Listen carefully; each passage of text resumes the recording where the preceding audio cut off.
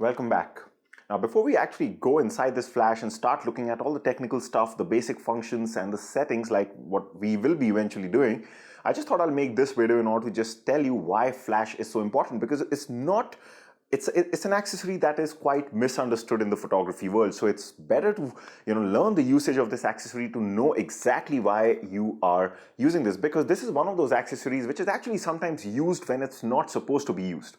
So that's also true about this. So what we'll do is right now we'll go inside our laptop, and through some examples of some images, we'll first actually understand what are the situations in which we should be using this flash, what are the situations in which this flash is the only solution available to a photographer. That is the time you'll understand the importance of this little device. And of course, we'll also be later on talking about why this is better than your built-in flash. So let's go inside our laptop and let's start learning. See you there. Alright, so let's see why the flash is so important. What are the reasons to use the flash? So one of the most popular reasons to use flash is to balance the foreground and the background exposure. So let's understand through some images what this exactly means. So let's look at this image of this cat, and what you can see here is that if I just kind of zoom in, oftentimes you must have noticed that when you click a subject, and let's say the subject is against a background which is slightly illuminated, it's very bright, then often the subject kind of becomes dark, right? So we also refer to this as the silhouette effect, but basically this happens a lot, and this is usually a big problem for a photographer, because what happens is that your subject kind of comes underexposed, your background comes okay when you take a shot, and this can be resolved by, let's say, increasing the exposure in some way when you're shooting. So let's say maybe I can increase the ISO value, maybe I can decrease the shutter speed a bit, but basically we can let in more light. But the problem with that approach is that yes, that will start to increase the brightness of your subject here in the foreground, which is the cat in this case, but your background was already correct. So when you raise the exposure of the overall shot, you're letting in more light in the camera. This is going to make the background, which is already correct, it's going to make it overexposed. So the cat will be fine, but the background will end up being overexposed and it will just not look good, right? So those are okay for situations where you are not concerned with the background and you're only concerned with the subject. But oftentimes we want to achieve both, just like this shot where a flash has been fired. So when you fire the flash, what happens is mainly it's going to impact the foreground, whatever's in front. It's not really going to reach out to these trees and the background behind, and therefore what you can do is that you don't have to actually change any setting in your camera to let in more light to increase the exposure. What you can do is we're just firing an artificial light, which is the flash, which has just hit this cat in the foreground. So that separately lights up the cat, and it still doesn't, because we're not changing any other setting and the flashlight doesn't really reach the background behind, it doesn't impact the exposure of the background. So we get the best of both the worlds, right? So this is what balancing of foreground and background means. Now, of course, it's tough to understand with these images, but when you actually go into portraits where this is very popular, something like this, then you start to understand its importance. So whenever you see shots like this, where you see a very dramatic looking background, which is not overexposed in any way, and at the same time, you're also seeing that the subject is very well lit, it's a good chance that the photographer has fired the flash onto the subject. So therefore, you get the best of both the worlds. Another image like this is this one.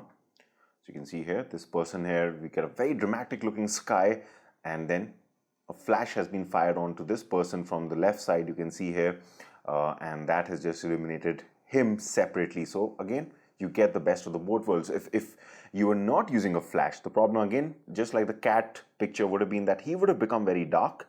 In order to get his brightness, you would have had to raise the exposure either through the camera or in post-processing, but that would increase the background exposure. So you wouldn't really get this dramatic looking sky, would be really overexposed. But here you've got the best of the both worlds. And usually this type of photography is done when we place the external flash off the camera. So of course we have a separate section on how to place this. So we'll be looking at all these different things, the light stands, how to place it using these brackets, how to actually connect and sync your camera with the flash. All that is later on.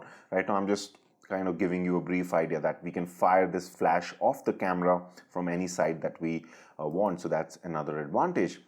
Now, if we just go back to our slide, another reason is to fill in harsh light. So oftentimes what happens is, though it should not happen, but because you should be careful about the times when you shoot your portraits in, but a lot of times we shoot portraits in hard light. That means, let's say in sunny conditions and the sun is falling right on your subject, and this can produce very bad looking shadows, which is referred to as hard or harsh light. We can come to know whether light is harsh or not by just looking at the definition of the shadows. If this very defined bad look that you're getting because of the shadows and strong highlights, it usually means you're shooting not in the right conditions. Usually we should wait, and we should never shoot our subjects when they're directly the sun is falling on them. But sometimes, let's say if you've done that, a way to kind of get a better looking shot is to fire a flash and at least partially fill in these shadows like this.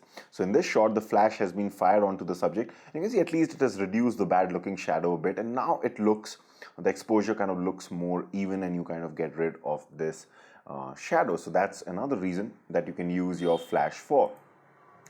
Another reason you can use your flash for is for dramatic lighting, which basically means that sometimes we may not be happy with the kind of light that we have when we're shooting a particular portrait. For example, in this particular shot, I was taking this portrait, and I wanted some light to come from behind, which is called as backlighting or a backlit portrait, because I wanted this nice rim effect around her hair here, like just this halo kind of effect that you're seeing.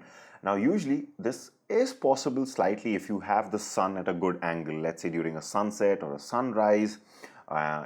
Sometimes you can get this effect, but we were shooting this almost at 2 o'clock in the afternoon, so the sun was way up. So we needed to create this effect. So what we did was that I actually placed the flash, the external flash, behind her. So remember, you can fire it off the camera, so I can place it anywhere. So I've placed the flash behind her and I've just fired it. So I call this dramatic lighting. That means this was not really needed to get a good shot, but this was something that was your desire in order to increase the desirability of the shot, to do something different in the shot. And that's where sometimes ambient light or your natural light may not be enough, because the natural light was not giving me this effect.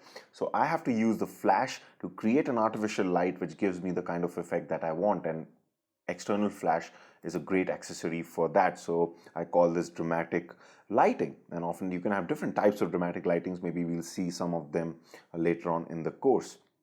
Then another thing that we'll be seeing in this course is that you can actually use this for your flash, especially the external flash. You can use it inside a studio setup also. Now, I have a separate course which is called Studio Photography for Beginners, in which we kind of concentrate more on these lights, which are called as strobes or studio lights. And these are massive flashes, but even in that course, I've shown that you can actually do studio photography even with your external flash. So you don't always need these big strobes or studio lights that you usually see in studios.